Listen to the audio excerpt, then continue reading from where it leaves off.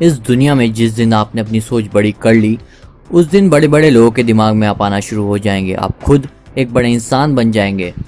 एक बार की बात है, एक भिखारी रेलवे स्टेशन पर रहा करता था।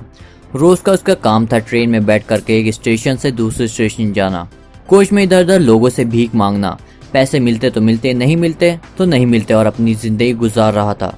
एक दिन वो ऐसे ही भीख मांग रहा था। स्टेशन पर बैठ करके एक स्टेशन से दूसरे स्टेशन जा रहा था। उसे एक सूट बूट वाला आदमी दिखाई दिया तो वो उसके पास पहुंचा सीधा, और उसे लगा कि यह व्यक्ति जो है व्यापारी लग रहा है बड़ा सा, और यह मुझे ज्यादा पैसे दे सकता है। उसने जा करके भीख मांगना शुरू किया। वो इतने थोड़ी देर देखता रहा, उसके बाद उसे गुस्सा आने लगा, चिल्लाने लगा, कहने लगा कि तुम्हें तमीज नहीं है, मैं कुछ नहीं देना चाह रहा फिर भी तुम पीछे पड़े हो, और दूसरी बात तुम्हारे पास मुझे देने के लिए क्या है, अगर मैं तुम्हें पैसे दे भी दूं तो तुम मुझे क्या दोगे। भिखारी ने कहा, बाबूजी मेरे पास तो कुछ नहीं है, मैं तो भिखारी हूँ, भीख मांगता हूँ, और मेरी औकात ही क्या है कि मैं आपको कुछ दे सकूं। तो उसने कहा, जब कुछ दे नहीं सकते तो मांगना भी बंद कर दो। वो व्यक्ति तो स्टेशन पर उतर गया, कह करके चला गया, और ये भिखारी जो था बाहर आया स्टेशन से और सोचने लगा कि मैं क्या दे सकता हूँ। उसने आसपास नजर दौड़ाए तो उसे छोटे छोटे पौधे दिखाई दिए जिन पर फूल लगे थे।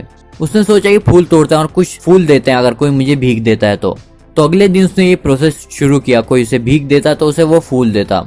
लोगों को ये अच्छा लगने लगा कि चलो यार, कोई पहली बार ऐसा भिखारी मिला है जो भीख देने पर बदले में फूल दे रहा है। ये प्रोसेस थोड़ा चलता रहा। कुछ दिनों के बाद एक बार फिर से वह व्यक्ति ट्रेन में दिखाई दिया। भिखारी जल्दी से उसके पास पहुंचा और बोला कि बाबूजी, अब की बार मेरे पास आपको देने के लिए कुछ है, आप मुझे भीख दो। उसने विश्वास करके उसे कुछ पैसे दिए। भिखारी ने अपनी झोली में से फूल निकाल कर उसे दे दिया। वो खुश हो गया। उसने कहा, अब मुझे लगता है कि तुम व्यापार करना सीख गए हो, अब तुम्हें समझ में आ गया है कि लेन देन क्या होता है। जिंदगी में जब तक कुछ दे नहीं सकते तो कुछ लेना भी नहीं चाहिए।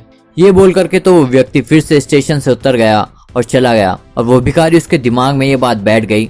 वो स्टेशन से बाहर आया और जोर से चिल्लाने लगा, चीखने लगा कि मैं भिखारी नहीं हूँ, मैं व्यापारी हूँ, और मैं भी उस इंसान की तरह बनकर दिखाऊंगा, सूट बूट होकर के पहन करके दिखाऊंगा, बड़ा बैग होगा, पैसे होंगे। ये बोलने लगा और आसपास के लोग देखकर उसे सोचने लगे कि शायद पागल हो गया है।